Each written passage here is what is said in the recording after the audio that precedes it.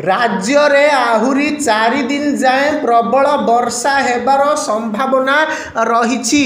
आगामी 23 तारीख पर्यंत विभिन्न जिले में वर्षा जारी रहिबो बोली भुवनेश्वर आंचलिक पाणीपाग विभाग पक्षरु सूचना दिया जाइछि। विशेषकर आसंता काली सकाळ पर्यंत सतर्क रहिबाकू परामर्श दिया जाइछि।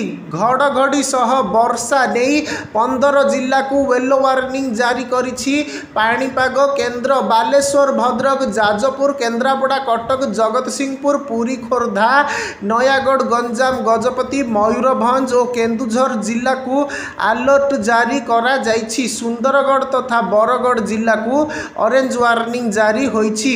वर्षा सह 30 रु 40 किमी बेगरे पवन बहिबार मध्य संभावना रहिछि।